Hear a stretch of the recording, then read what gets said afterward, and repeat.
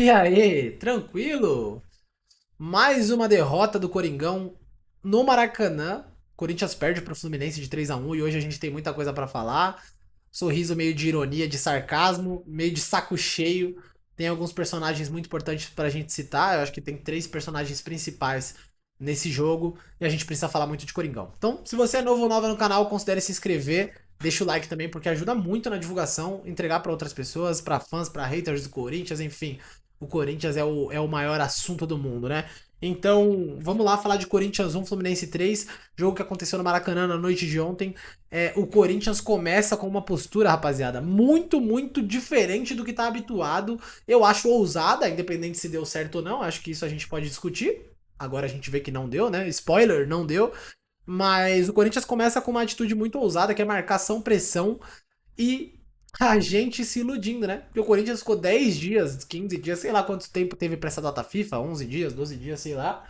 A gente se iludiu achando que a galera tava treinando, né? Geralmente os clubes usam esse tempo, esse gap pra recuperar condicionamento físico, pra ajudar no entrosamento, pra trabalhar a jogada ensaiada. Aparentemente o Corinthians teve folga todos esses dias junto com a gente, eles ficaram em casa pra ver os jogos na seleção brasileira também.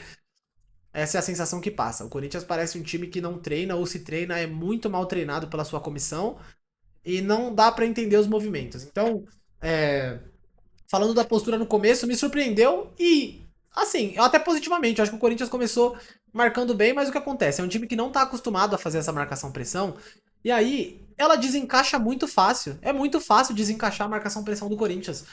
Tem quatro para quatro, um sempre sobra. É impressionante a falta de intensidade que os jogadores da frente têm.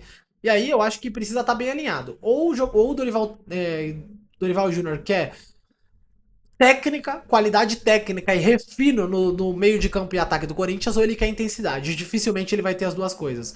O senhor Breno Bidon, ele não entrega a intensidade que precisa de marcação-pressão. O André, ele até entrega intensidade, mas talvez ele não tenha velocidade para acompanhar essa marcação-pressão. O Yuri Alberto, eu acho que é o único que se salva, sabe? Desses jogadores que podem marcar pressão. Memphis Depay, acho que a gente não precisa nem discutir, ele nunca vai correr atrás de zagueiro com eficiência, mas é isso, assim. Acho que os jogadores que o Dorival tem não são os jogadores ideais para fazer a marcação-pressão que ele pensou. E aí, um erro dele já, né? Erro conceitual já básico de um treinador que já tem tantos anos na função. Aí a gente começa com duas escapadas do Fluminense e dois gols. O primeiro gol, um passe, para mim, meio displicente do Breno Bidon, mas eu acho que numa área que ele pode arriscar, né? Apesar de eu ser muito crítico, achar ele um imbecil e muitas vezes, e tem que criticar, independente se ele é cria da base ou não. Ele tenta um passe arriscado ali, meio sem sentido. O Fluminense recupera a bola, faz uma ligação praticamente direta ali com o ataque. O Serna corre pra cima do. Acho que era o Serna, corre pra cima do Gabriel Paulista. E aqui já fica o primeiro personagem do jogo. O Gabriel Paulista, ele precisa parar de falhar, gente. A gente confia muito no Gabriel Paulista, eu gosto muito do Gabriel Paulista, eu já gostei mais, né? Mas eu tô começando a chegar num nível que eu acho que talvez o Choca e o André Ramalho prejudiquem menos o time do que ele. Ele teve um ótimo começo, estreou muito bem, fez um gol na final da Supercopa do Brasil, tinha crédito, vinha muito bem, tem a raça e a cara do Corinthians em muitos momentos, mas só isso não basta, ele precisa ter qualidade técnica. Ele precisa responder como um zagueiro de Europa que ele foi por tantos anos. Porque se for para receber um salário relativamente alto e brigar por posição, um cara que passou tanto tempo na Europa, até aí o André Ramalho também passou. O André Ramalho pelo menos tem uma qualidade no passe. Se os dois vão falhar e entregar gols, eu prefiro o André Ramalho, que pelo menos faz um gol de fora da área ali, arruma um gol de fora da área. Então, assim, o Gabriel Paulista, ele tem ou tinha um pouco de crédito, mas ele tem que parar de falhar. Não tem mais espaço. Ele precisa ser cobrado, ele precisa ser criticado.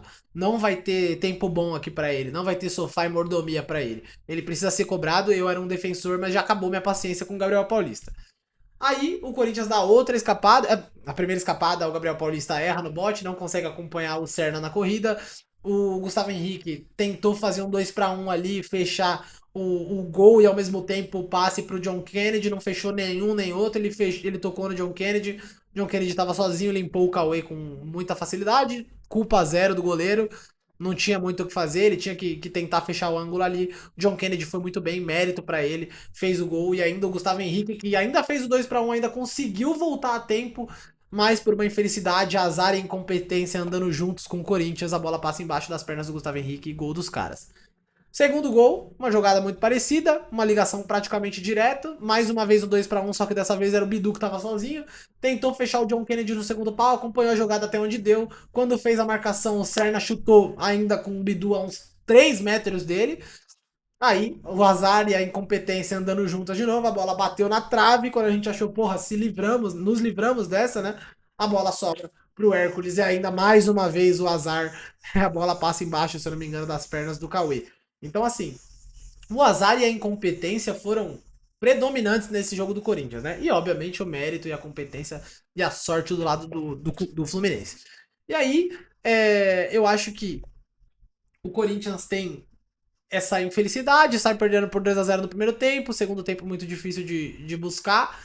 E aí entra o segundo personagem desse jogo, que pra mim é o senhor Dorival Júnior. Pra mim, errou na escalação, o cara ficou 10 dias treinando com o time pra jogar com 4 volantes contra o Fluminense lá, sem pé nem cabeça. Pra mim a escalação já tá errada, o Lingard tinha que entrar de titular.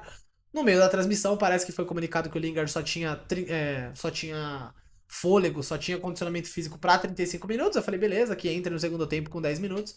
Pra minha surpresa, o Corinthians já vira com o Lingard, que só tinha 35 minutos de condicionamento, no segundo tempo já. Ele ia sair com 35 do segundo tempo? Era essa a estratégia? É essa a estratégia que a gente acredita pra padrão de jogo? Enfim, a gente tem que começar a também entender o que o Dorival pensa de jogo, porque cada jogo ele pensa uma coisa diferente e dá pra ver que não é versatilidade, que ele tem uma ideia, um plano pra cada jogo diferente, porque não tem padrão. Não tem padrão. Se você é um treinador que tem técnicas diferentes, que você tem estratégias diferentes pra cada tipo de jogo, o que muda é o posicionamento, mas o padrão de jogo ele continua. Você vai ver qualidades em jogadas que acontecem independente da formação. Triangulações, bola paradas, ultrapassagens, isso se mantém independente da formação. Não é o que acontece com o Dorival. Cada jogo é um festival de aleatoriedades e a gente não sabe o que esperar do próximo. A gente sempre acha que o time vai evoluir, mas além de não evoluir, ele também não fica estagnado. Ele não é só pobre de ideias, ele evolui também. Ele cai de produção também. Ele vira pior também. Os jogadores individualmente também pioram. Então, assim, isso também passa pelo treinador, com certeza. Não sou a favor da demissão do Dorival Júnior. Não acho que ele tem que ser demitido. Mas eu já entendo quem é. Já começo a entender quem é. E se ele for demitido, pra mim, já não é mais um erro como era há 2 rodadas. Então, o Sr. Dorival Júnior, ele é mais um personagem importante da forma negativa do jogo. E aí o Corinthians começa muito bem o segundo tempo. Acho que as decisões que ele toma pro segundo tempo são acertadas. Colocar o Lingard, dar mobilidade pro segundo tempo. O Charles é horroroso. Eu acho que ele não precisa ser personagem, porque assim como o Vitinho, nem precisa mais ser citado. É um a menos o jogo, mas beleza. Não tem intensidade de marcação, não tem criação de jogada, não tem ultrapassagem, não tem toque de qualidade, não tem nada o Charles, né? Mas beleza, o treinador vê alguma coisa ali que a gente não vê, né? Ele deve treinar muito bem. E aí, a gente tem o segundo tempo com o Corinthians marcando com mais equilíbrio, Lingard e Yuri lá na frente. Os dois equilibrando. Então, era um limpador de para-brisa, né? Era tipo Pebolim, meu. Cada um de um lado, Totox, não sei como é na sua cidade, mas cada um de um lado. Deu pra ver que o Corinthians tava marcando melhor, criando melhor. Foi um abafo os primeiros 5, 10 minutos do segundo tempo. Muito escanteio pro Corinthians, falta próxima área. O Corinthians começou muito bem. Até que acontece uma jogada de ataque do Fluminense. O cara de costa pro gol do Corinthians, no ataque deles.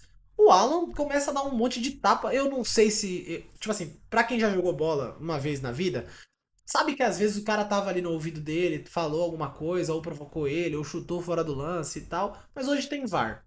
Então, se o cara chutou, fez alguma coisa que ele perdeu a linha com o cara, o VAR poderia analisar. É só ele ir no juiz ou se joga no chão, malandragem, né? Todo mundo tá de acordo com isso. Xingamento não dá. Agora, se o cara perde a linha pra xingamento jogando bola, ele tem que se aposentar imediatamente, né? E aí, o Alan começa a dar um monte de tapa no cara assim. Eu já achei a reação desproporcional vendo no ao vivo. Fechou o tempo ali, mas eu achei que poderia ser alguma briga ali dos caras que tinha acontecido alguma coisa antes, tava com esse contexto. Até que fica nesse oba-oba, oba-oba, daqui a pouco o juiz é chamado no VAR. A narração do Prime Video, se eu não me engano, também. Acho que todo mundo tava assistindo, era uma unanimidade. O pessoal tava achando que por causa dos tapas a reação. O equilíbrio, né? Porque ele deu um cartão amarelo pro Alan e um pro jogador do Fluminense. Tinha sido desproporcional, porque o jogador do Fluminense realmente não reage à altura do Alan. Então, acho que essa disparidade precisava acontecer. O Alan precisava de uma punição maior. E eu acho que eles estavam considerando. E pra mim já seria correto expulsar pelos tapas. É agressão. Se é só um tapa pra tirar a mão, eu acho que é beleza. O juiz faz vista grossa. Mesmo sendo uma agressão, o juiz faz vista grossa. Agora, 3 tapas, ele dá 3 tapão na mão do cara, o juiz já poderia considerar um cartão vermelho, não seria um absurdo. A hora que o senhor VAR compartilha a tela, né? Compartilha a tela do Google Chrome dele ali pra nós. E a gente vê o motivo pelo qual ele tava chamando o árbitro precisou de 5 segundos pra ver o que aconteceu e voltar com o cartão vermelho pro Alan. O Alan não reclama, é, há um. Tipo assim, na minha cabeça o mundo travou. Eu falei, eu não acredito que ele fez isso. Eu não acredito que ele fez isso. Ele ainda, por algum motivo, faz cera, faz catimba pra sair. A gente perdendo de 2-0, ele sendo expulso. Não sei se ele queria segurar pra gente não tomar mais gol, pra desequilibrar, pra fechar um tempo e levar um dos caras. Eu não sei. Eu não sei porque ele fez aquilo, mas ele também fez. E aí, galera, demissão, né? Precisamos discutir a demissão imediata, a rescisão do vínculo contratual do Alan pra hoje. Ele está num ambiente profissional e eu não estou pedindo que ele tenha o mesmo comportamento que um advogado tem dentro de um escritório de advocacia. Eu não estou pedindo para ele ter a postura de um juiz. A gente sabe do contexto que é o futebol. Apesar de não ser uma terra sem lei, de não poder cometer crime, a gente sabe de tudo isso. O futebol tem flexibilidades que outras funções não permitem. Então tem a briga, tem a falta, tem o contato físico, tem a reclamação de forma assintosa com o superior, que é a arbitragem do jogo, que conduz a partida, tem xingamento, tem briga entre si, tem vestiário, tem chute, tem tudo, tem palavrão. Então assim, ninguém tá pedindo que o cara se porte como um advogado. Ah, então ele tem que ser um engravatado. Caralho, foda-se. Pô, a gente sabe como o futebol é. Agora, gente, aquilo ali não é uma postura de alguém que seja minimamente profissional.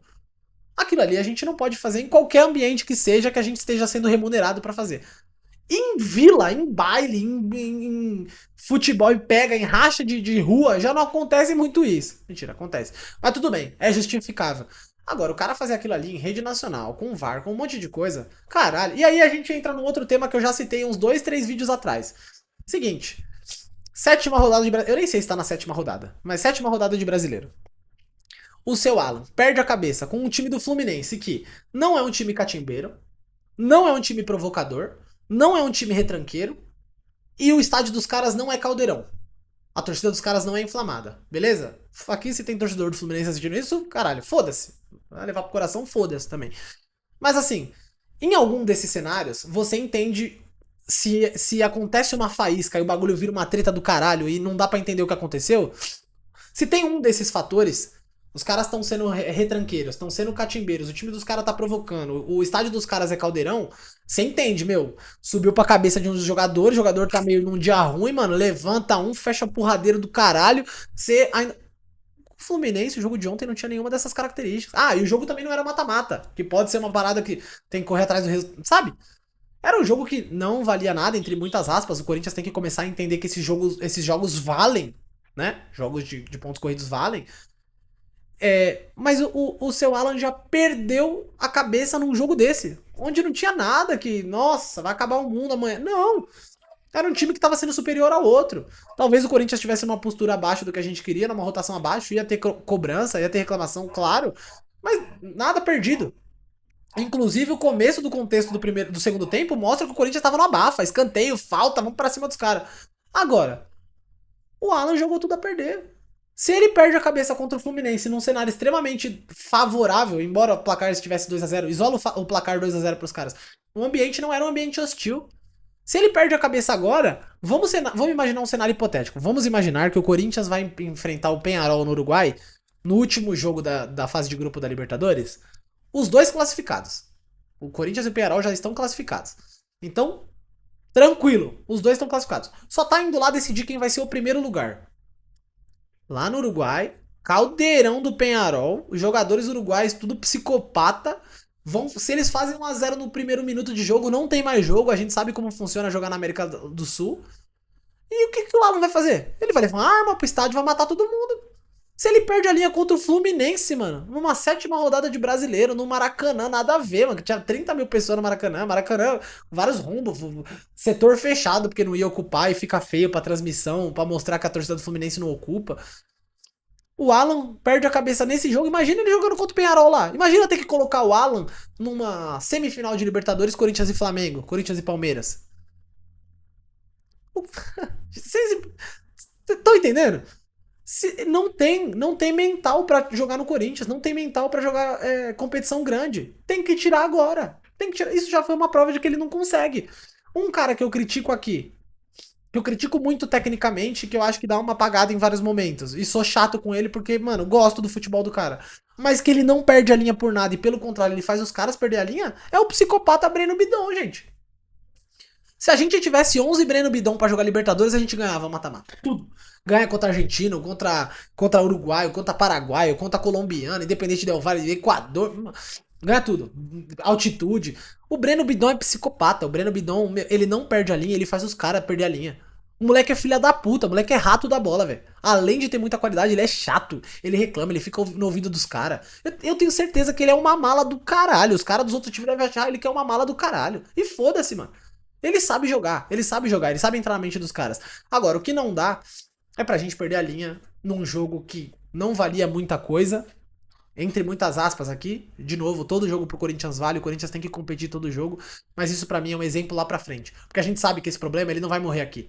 A gente vai precisar pegar times da América do Sul fora de casa. O Platense eu já não sei se já tem mental pra ir buscar. Se o Platense abre o placar com um minuto de jogo, os caras começam a bater como bate na Argentina, fudeu. Eu não confio no Alan pra marcar os caras. Então, assim, que sirva de exemplo. Alan, pra mim, tem que ter rescisão de contrato imediata, não tem que ter segunda chance, infelizmente. Dorival Júnior, se for demitido, não acho que vai ser uma decisão errada. Não vai ser uma decisão errada, apesar de eu achar que ele não vai ser demitido. E o Gabriel Paulista tem que começar a ser cogitada a possibilidade de ir pro banco ou disputar a vaga com o André Ramalho. Tempos difíceis vão se formando no Corinthians mais uma vez em uma temporada que a gente achou que seria mais tranquila, né? Então, é o que a gente imaginava. Ganhou o campeonato lá no começo do ano contra o Flamengo, os caras vão andar em campo. Nem foi essa a desculpa de ontem, tá? Nem acho que esse tenha sido o motivo de ontem. Acho que foi escalação errada, desequilíbrio na distribuição tática do time na partida, desequilíbrio mental por parte de alguns jogadores. O próprio Gabriel Paulista também perdeu a cabeça ali num lance que eu achei nada a ver também com o cara do Fluminense ali na área. Brigou com o cara, depois se acertou. Acho que o Corinthians tava numa rotação abaixo de futebol e uma rotação acima de mental. E aí é um desequilíbrio. É a pólvora que falta pra merda acontecer. E aí, só pra finalizar, eu falei do Dorival já o que eu penso sobre ele. E ele deu uma declaração falando que nunca trabalhou com créditos, né? Ele nunca trabalhou com créditos. Então ele quis dizer que ele sempre foi um treinador que trabalhou com a desconfiança, né? A gente pode interpretar isso. Então fudeu! Se você é um treinador de futebol que vai pra seleção e não tem credibilidade, se você fala que você nunca trabalhou com crédito, é porque você afirma que você não tem credibilidade. Se o seu trabalho não tem credibilidade, a culpa é sua. Se você não tem credibilidade no teu trabalho, você trabalha como qualquer coisa, consultor de imóveis, agente de telemarketing, consultor financeiro, pedreiro, gari. Se o seu trabalho não tem credibilidade, você não tem que estar nele. Você só é contratado se você tem credibilidade. Agora, se você não consegue se manter num trabalho porque você não tem credibilidade, a culpa é sua, amigão. Se o seu time não tem padrão de jogo, se parece que o seu time não treina, são 30 atletas abaixo de você e eles demonstram, na média, um desempenho abaixo do que eles podem entregar, a culpa é sua, não é minha. É sua. Se você não tem credibilidade, não é a imprensa que tira essa credibilidade tua. É você que não tem competência pra manter a tua credibilidade. Então, assim, o Dorival, já falei isso também no último vídeo, tem sido muito na defensiva em algumas entrevistas, ele tem sido muito respondão, muito no sentido de mudança de comportamento do que ele era, e eu acho que é válido, ele tem o direito de se defender. Não tá satisfeito, pega seus boné e vai embora, mano. No Corinthians não é igual aos outros times que você treinou. O Corinthians é diferente, até agora teve apoio, ganhou a Copa do Brasil, ganhou a Supercopa, conheceu o lado bom. Agora você tem que ter cobranças pra manter essa estabilidade. Você ganhou peças, ganhou reforços internacionais, ganhou zagueiro, algumas posições. Você tem que extrair um pouco mais desse teu time. Ou chega pra torcida e fala. Eu sei que não dá pra fazer isso, né? Mas eu acho que a vontade que ele tem é chegar pra torcida e falar: gente, com o elenco que a gente tem, a gente não briga em Campeonato Brasileiro. É torcer pra ficar ali entre nono, oitavo, 11º lugar e não brigar pra não cair, porque esse time não consegue ter constância. Ele tem que bater no peito e falar: meu, eu não sei jogar pontos corridos. Enfim. Pra gente, como torcida, é inadmissível uma coisa dessa e é por isso que eu entendo se ele for mandado embora. Fechou? É isso, não quero me alongar muito mais, 20 minutos de vídeo. Se você gostou do vídeo, por favor, deixa o like. Se você ficou até aqui por algum motivo, deixa seu like aí embaixo. Não ouvi opiniões de terceiro, fiz um vídeo aqui baseado no que eu me emputeci ontem e fui dormir pensando nessa porra desse jogo. E vai Corinthians, rapaziada, deixa seu like. Domingo a gente pega o Internacional em casa, se eu não me engano é 7h30. ao que tudo indica, teremos pós-jogo no mesmo dia aqui, domingão à noite. Domingo de Páscoa. Vamos ver o que o Corinthians nos reserva pro domingo de Páscoa. Fechou? Tamo junto, abraço, é nóis.